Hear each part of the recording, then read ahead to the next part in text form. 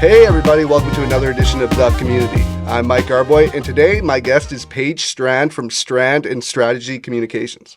Hi, everyone. How's it going? It's been good. It's good to see you again. Good to see Erin as well. Yeah, no, it's been a while. I know the last time we had you on, I think it was our other podcast, wasn't it, Becoming the Brand, It and was. Mo was hosting it, I think. Yes. Yeah, Mo is no longer here. We miss him. He's actually moved to Dubai, which is, Wow. yeah, so he moved there earlier in the year. But so Hmm. shout out to Mo. He was a great Yeah. interview you guys had. But things have changed. I know it's changed for us over here. We've moved since then. Hmm. And then for you, you recently started your own My own company. company, yeah, Strand Strategy Communications. I feel like in a way it's happened so quickly, but at the same time it's taken, many chapters of life to come here, and I'm just really glad to be able to kind of, build something on my own and be able to help clients in the community that are doing great things. So, coming from that background of over a decade of corporate communications experience, like being able to then translate it into the local economy, small business owners, real families and real people. It's been incredible. That's awesome. Like, so what made you take that leap of faith like that? That's a huge jump, right? Good question. Yes. I will say, like, it definitely took time.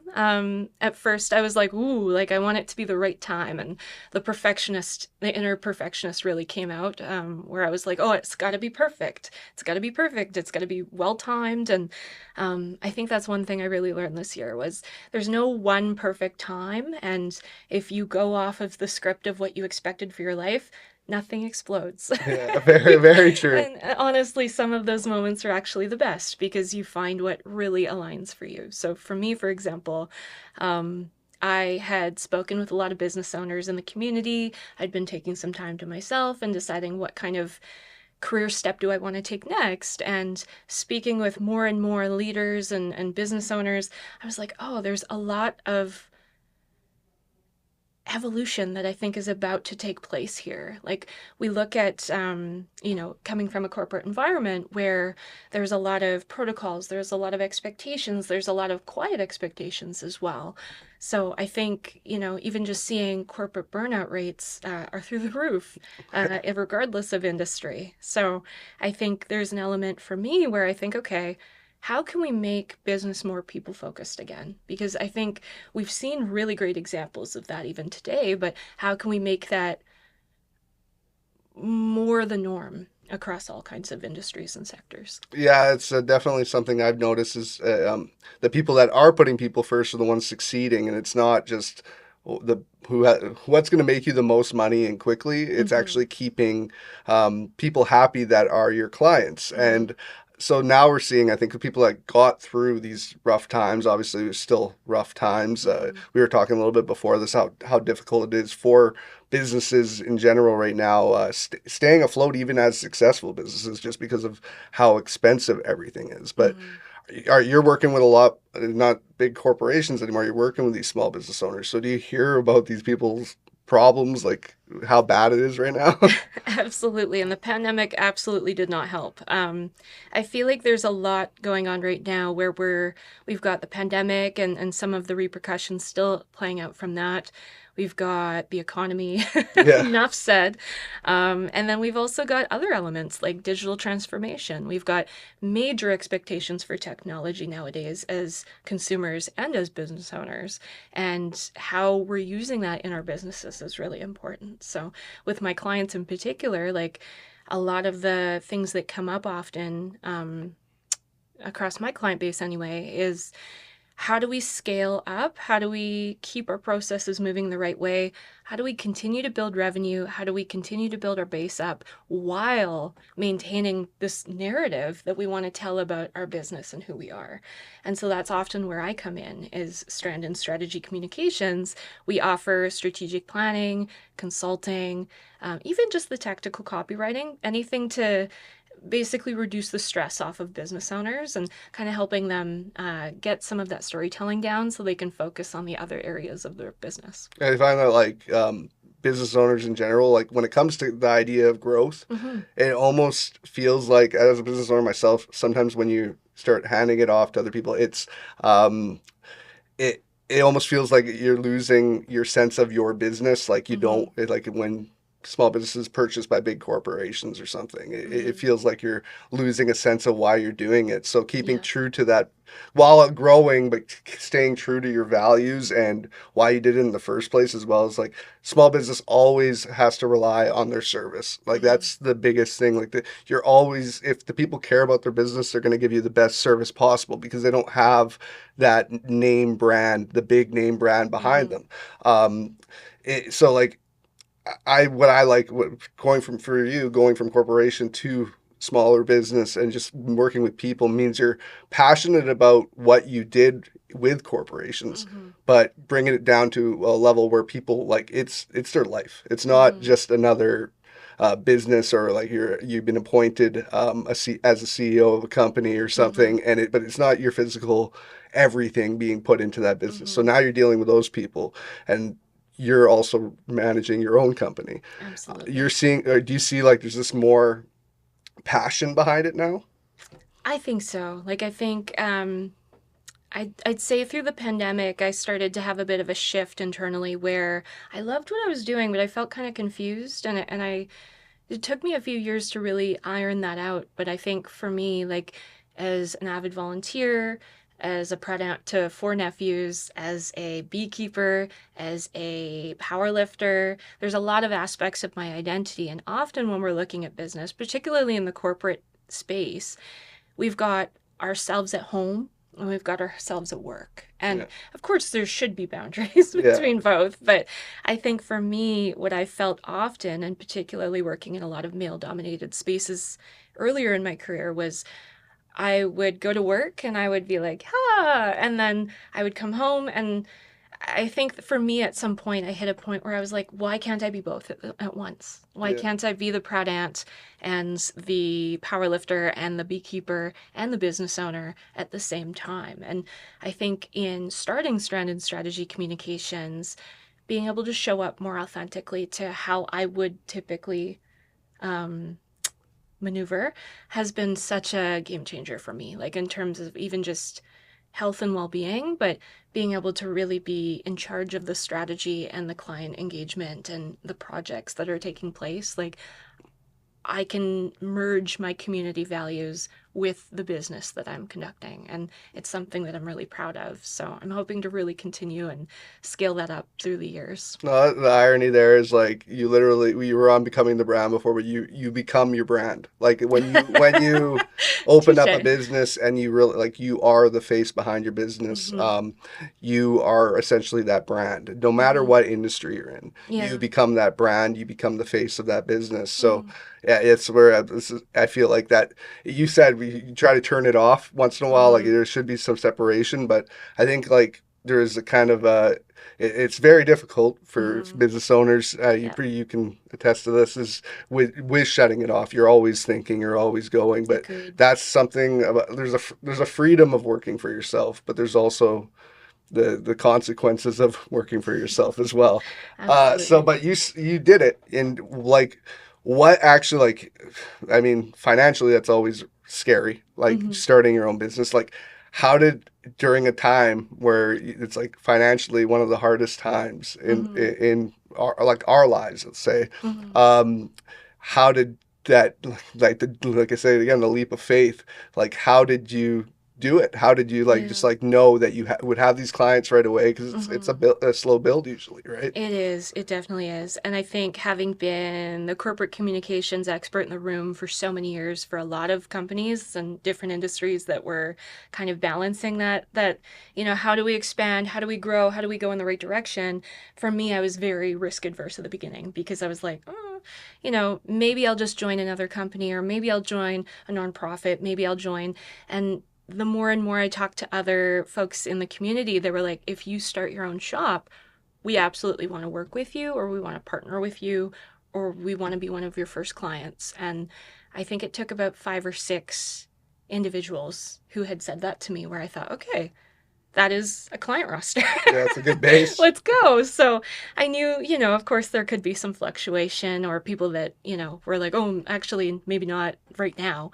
But I was really surprised by the community turnout. And I think that really healed some parts of me that had been I don't know if I want to say jaded, but the corporate environment was very um, mechanical at times, or, A, B, C, D, let's go, and repeat, right? Yeah. And so I think having such community turnout and so many people trusting me with so much information about their challenges or what they'd like to see, it just helped me get deeper into it. And I think, to your point, like, you're right, like, it's hard to turn one off or but it's like you're wearing it all at the same time, Yeah. and you don't have to mask, you don't have to be anything other than yourself. Yeah.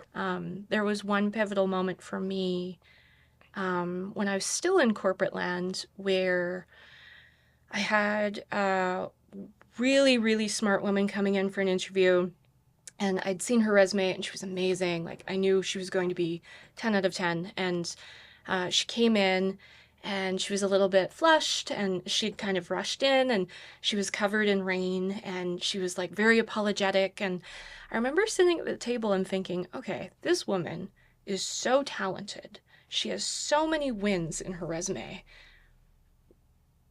How is it that we're in a point of corporate environment where in Vancouver, Yeah. somebody comes in with a little bit of rain on their jacket, and we feel the need to apologize. Like, oh my gosh, this might look less polished. And Yeah. it's like, what does that say about not how do we do business, but how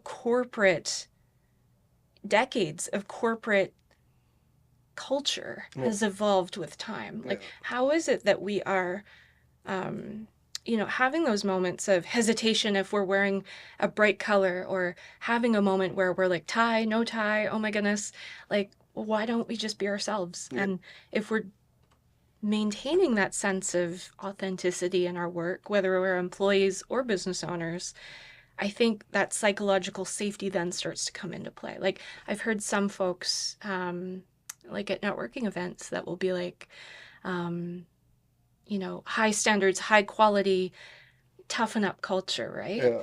And what I found from that, of whether speaking to my mentees or folks that just folks talking about their own experiences, that toughen up, hide it all, mask it away, put your feelings to the side, does that really generate operational efficiency? Does that actually make work standards higher? Does that actually turn out better work? Mhm. I don't think so. No, I and think it's psychological safety is the key to that in some ways. oh yeah, no, corporations will have so many departments, and because of that reason, that because they're not getting the best out of their employees Mm-hmm. for that reason, Yeah.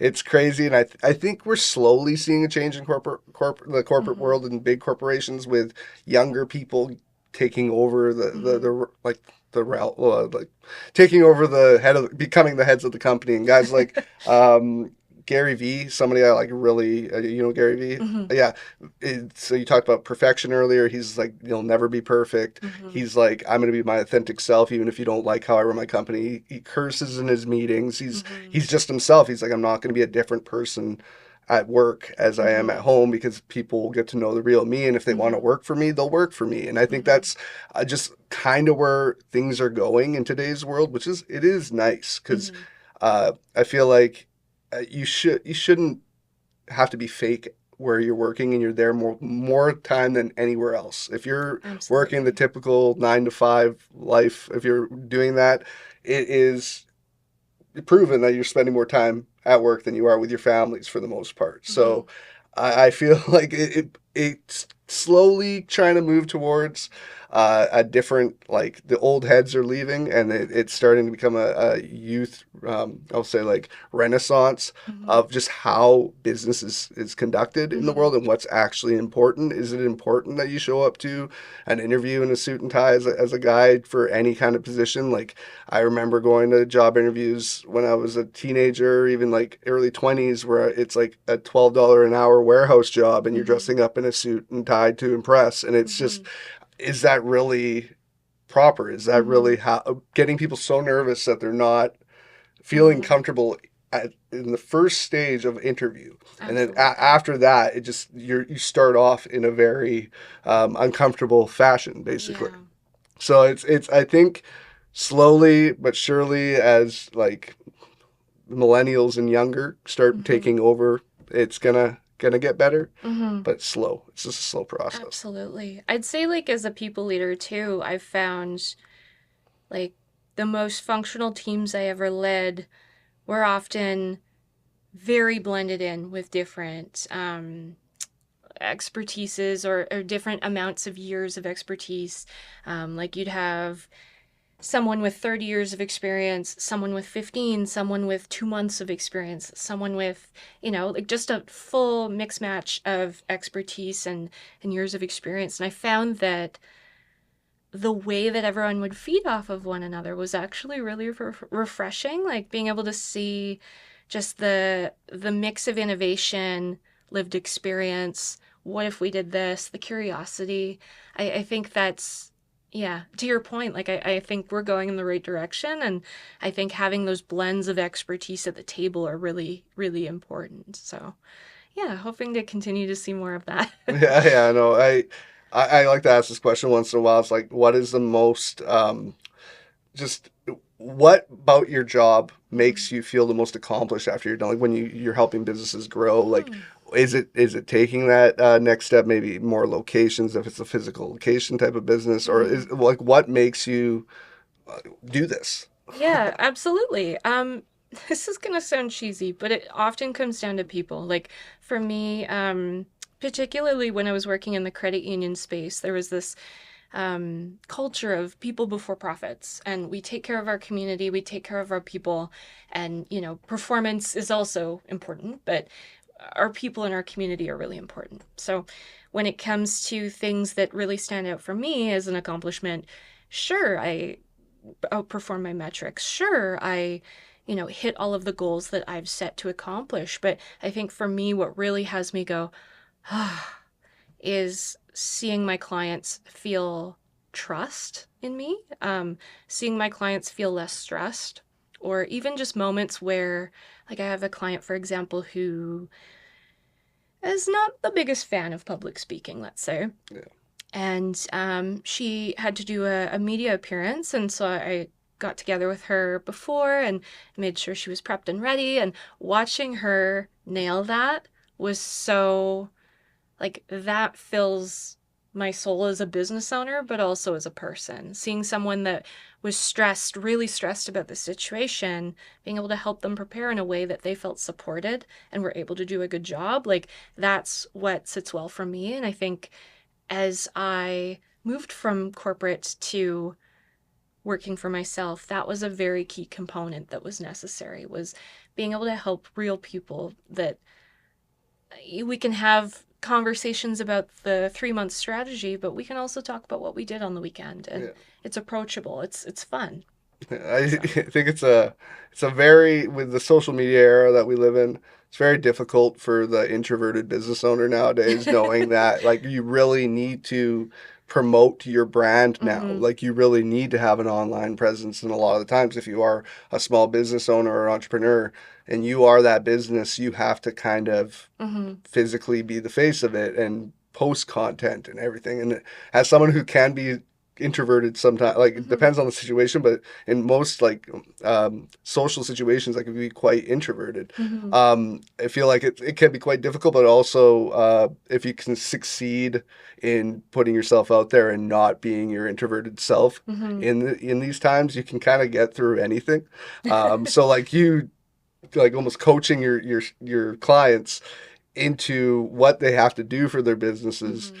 but you're dealing with all different kinds of personalities and seeing Yeah. those people like you said, like someone who's nervous as hell, like crush it. Mm-hmm. It's always going to feel extremely good, right? Absolutely. Yeah. Yeah, it's like it seems like an accomplishment because there's people that just are meant to be public speakers, but Mm-hmm. they can do it super naturally. Uh, but just having that seeing that growth with your client must Mm-hmm. feel like amazing. It does. Absolutely amazing. And I think, like, and maybe this is kind of taking it out far, but when I see moments like that where I saw her just absolutely nail it and she did such a great job, 10 out of 10, And I'm thinking, like, this is a win for her as a person, as an individual. This is a win for the business. This is a win for small businesses. This is a win for local economy. Yeah. This is a win for the community as we see more and more small businesses unfold. Like, that's incredible to be part of something like that. And particularly in the city of New Westminster, like, we have so many incredible small businesses that are doing a great job, and even just how everyone cares for one another is really impactful. Yeah, we see that a lot here in the co-working space Hmm. at Fountainhead. We have all these different industries that are here, like people from multiple different industries that don't really know each other until they become part of the community. Hmm. Don't even think that they could work together in any like totally different industries, Hmm. and but then they realize they get along face to face. They get along really well, and how can they work together? Like how could like a lot of trade offs where it's like services for services, like the Yeah. old school way of business, and that, as you know, like in the beginning stages of like growing a business where you can cut costs in any way in places where you have no expertise in, but you need to get it done. Hmm. If you can trade services for that, it helps drastically. So what we see a lot here is people actually trusting one another because they Hmm. know the person. They will always want to go to these people to work with. And what we're seeing is these industries that used to have to make money you had needed full-time work, you needed Hmm. to like work for one company or whatever. We're seeing a lot of contract work now where it's just like, oh, you don't need to pay somebody a salary to Hmm. do a position within your company. You can have these people in under one roof that might just be contracted to do graphic design for you Hmm. or to do just your business communications, any kind of marketing, anything. Like Hmm. we see it all the time in here now. And when you're seeing small business help small business, and almost even businesses that are in the same industries Hmm. that would in the past, especially in corporations, always look at each other as like competition. Yeah. Here it's like, no, I like concentrating on this part of this industry. Hmm. I have clients that are asking me about this. You specialize in this. Can I send them to you? And you're seeing a lot more of that because people specialize in something instead of trying to manage all departments. It's like, no, I can have a Yeah. niche in this industry and specialize in this, and I'll go with this. Hmm. You say New West community is really great. We're in the Tri Cities here. We see the same, but from what I understand, it's everywhere. Like Hmm. a lot of the small business communities, especially after getting through COVID, are each other's biggest fans. Yeah. I don't know about you, but opening up social media constantly as a business owner and being attached to all these businesses, seeing how many posts are out there right now that are like, Hmm. we're sorry to say we're closing. Yeah. It's nonstop right now. Hmm. So like how much more now that you are a business owner does that like hit you? Like you always see it as somebody Absolutely. like my friends that are the typical 9 to 5 work for somebody. It doesn't hit them as much. It's like, oh crap, our favorite restaurant's shutting down. It's like, Yeah. no, I look at it as like, those people threw everything into that Yeah, to make it work. absolutely. I completely agree. Like it becomes much tougher when, like, especially like with the chamber and you're the more interwoven you get into all of the business communities, you hear about, like, it's no longer, oh, that restaurant down the street. It's Ethel's business. Yeah, And Ethel, what is Ethel gonna do? So I completely hear you on that. I think the other thing that you just pointed at that I really liked was your comment about competition. yeah, I think in corporate environments, there's often competition for whether it's for the new position that's popped up, or there's competition between the contractors and the employees who might feel threatened that the contractors are going to take work away. And I think for me, like, one thing that I talk about quite a bit is that need for collaboration. So, yeah, as a communications professional, I'm absolutely here to support in any way. And initially, the way I like to pose it is I'm here to have that contractor client relationship. If this isn't quite the fit, or I know someone who could do a better job, or it focuses on this niche that I think is really going to help you, I would feel better at the end of the day pointing them to that person. And yeah. it's not about money, it's about doing business ethically, it's about helping small businesses really grow. The one other thing that you said that really stuck with me was the comment on like being a business owner, helping small businesses. Like there's the irony of we want to keep our costs relatively light where we can. Um, I will say that like as a small business, helping small businesses, when I'm looking at vendors or platforms, software, any kind of thing that my clients are looking for, I'm often looking for what is the best deal that we can get for this. Like, Yeah. I think previous companies I've worked in, it's like, oh, Pick the whatever. first. Like, oh, how did we end up with 3 subscriptions to Photoshop? That doesn't make sense. But I think with my clients, like, I want to find things for them that I would want as well. Yeah. Like, obviously, there's differences in our businesses, but, if I wouldn't consider that solution, I do not want to, like, suggest that to my client. Like, Yeah. unless there's a reason that it would really intentionally fit. But, like, even just seeing where I can reduce costs for my clients, like, that is something that I keep on in the back of my mind as I'm working, like particularly if we're looking at, you know, a social media scheduling platform. The client wants this, but I know that there's an option that's like almost half the price and actually better optimized for what they're doing. So Yeah. of course I'm going to point them to that. And if they choose to stay with the platform that they want to, that's totally fine. But I think it's just being able to inform everyone of options that might be better for them potentially. Yeah, and it sets you up for the long game with them too. It's if you come in with like the most expensive everything in the beginning, or like and or just picking the first thing you see, not digging for the best possible outcome Mm-hmm. for your client, most likely they're going to get burnt out of this money Mm-hmm. faster. So and the results aren't going to be exactly what they want, Yeah. and they might like over time they might not use you. But if you start off with like making it more comfortable for them Mm-hmm. and making it the best deal for them possible, they're going to continue to use you and pay you, Mm-hmm. even if it's not as much or whatever. You are Mm-hmm. building this relationship, and the Mm-hmm. relationship is everything to your business. In reality, is as a small business owner, those relationships between you and your clients, Mm-hmm. you don't ever want them to stop in reality unless it's growth to a point where like where us here it's like if somebody outgrows co-working because their Mm-hmm. business has taken off and now they need to find a physical location for a bunch of staff or Mm-hmm. like anything, and they've outgrown it. That makes us super happy. That means that what we've offered them in the beginning of their growth was a necessary step that needed to happen. Mm-hmm. And of course, it sucks if we lose what they're paying our business, but in reality, no, this is what we're here for. Mm-hmm. And when you start looking at it as a business, when you're dealing with other business owners and you see the success, it almost feels like with people you're working with, that's part of your success too, Mm-hmm. right? So I know for you, it must feel like just absolutely amazing working with the people and you yourself, just you working with them and Yeah. not okay if you're working for a big corporation doing the same thing, they have multiple people working on something. Mm-hmm.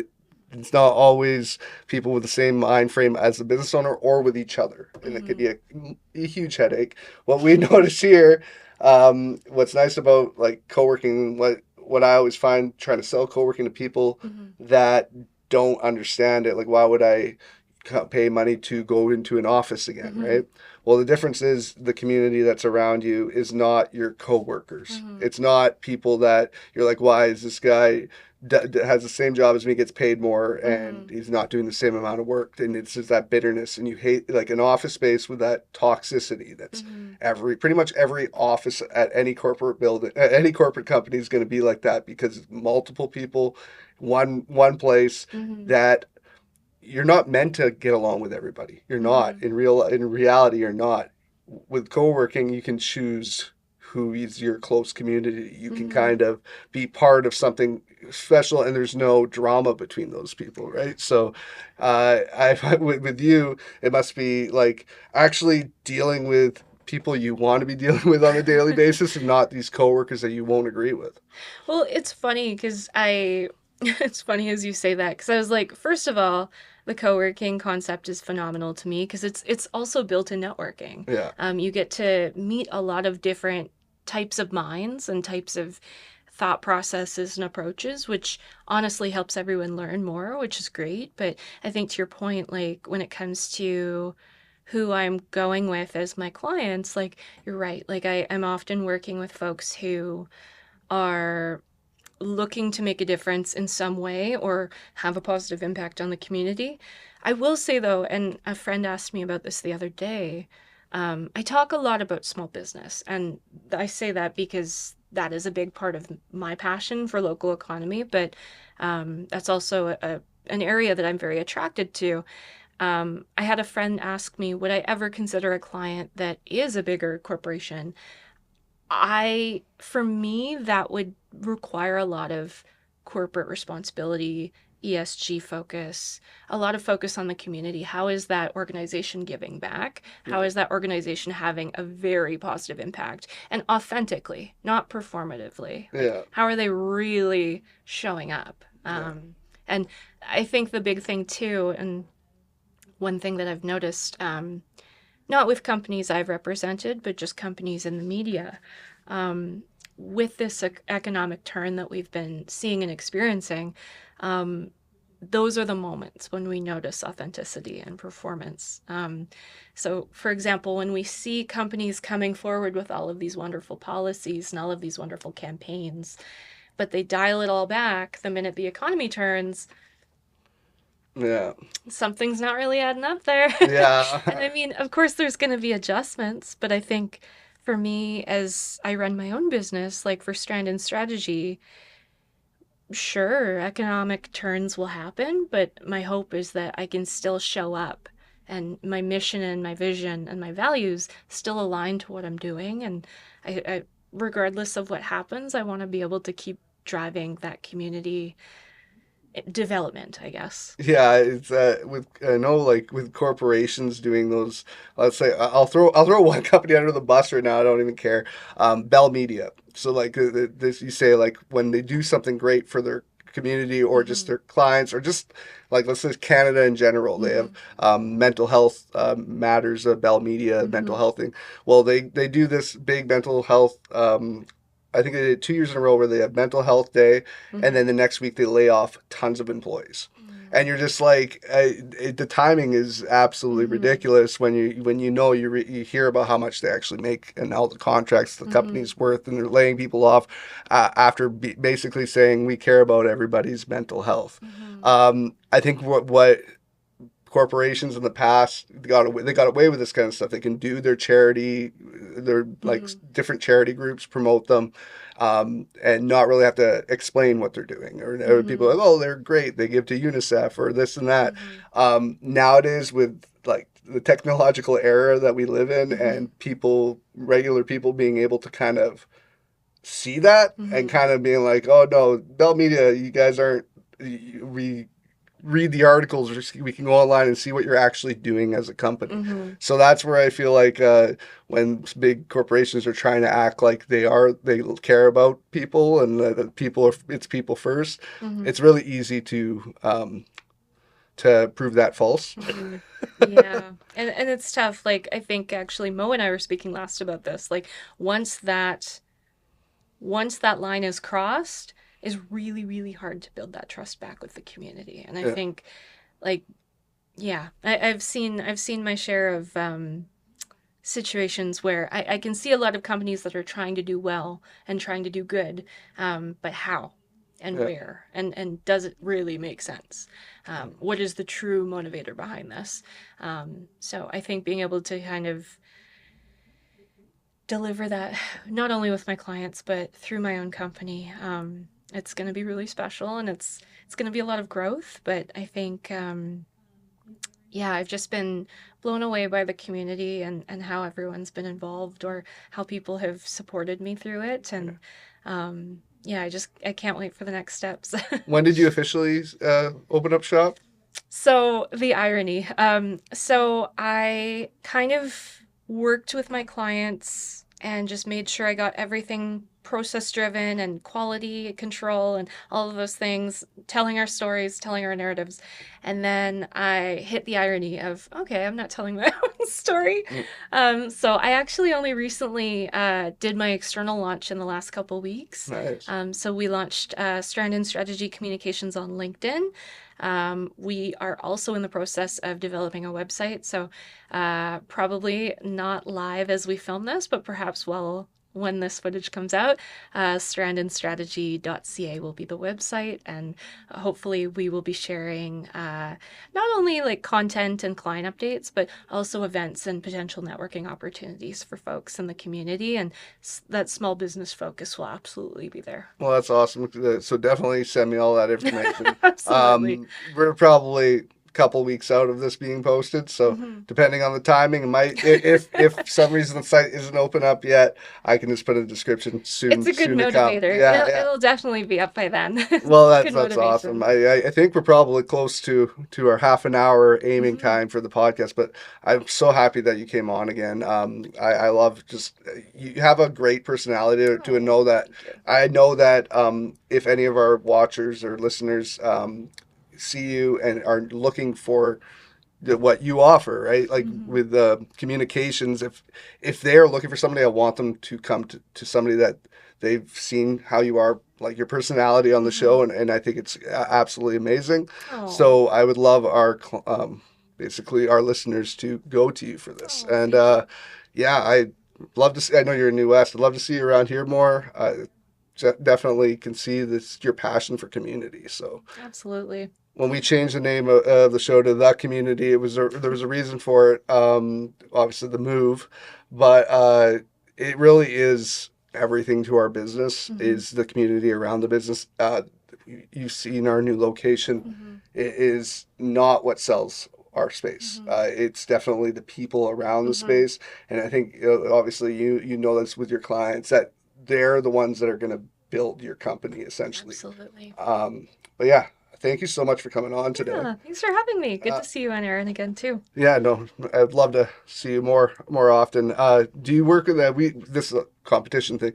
Do you work with any co-working spaces out in New West or? Not at the moment, no. I know that New West for like when we were looking into locations, New West was one of our first places we looked. Oh, cool. Yeah, it was just more of a issue with trains at the Mm-hmm. location we saw, but I know that New West definitely has a lot of entrepreneurs Mm-hmm. and small business owners. So you talked about the community there. Definitely, if anybody from that community is watching this today, come check us out here. We have members that are any like some out in the valley as far as Mm-hmm. Abbotsford that come here, and our memberships aren't full time. Like you can get really like 1 day a week memberships Mm-hmm. or even just be part of the networking community, and we find that the network grows if you're trying to grow your business. It grows outside of your community, so finding people that are out like from parts around the lower mainland out to the valley, even up to like Okanagan and stuff, is Mm-hmm. really great for your Wow. business, right? So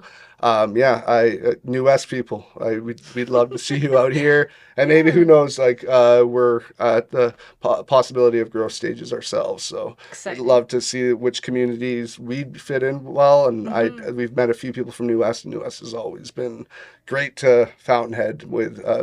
Yeah, I think I've interviewed probably close to 10, 10 business owners from that area. Cool. Yeah, it's a good area. Yeah, it is. It's great. Biased. Yeah. Well, thank you so much, Paige. I appreciate you coming on today. And thank you all for watching or listening to the podcast today. Make sure to comment and like this podcast, as well as let us know if you know anybody or you yourself want to be on the show. We want small business owners. We want entrepreneurs, artists, whatever you want to promote, we're here for you. So thank you again. I'm Mike Arboit. My guest was Paige Strand. Have a good one.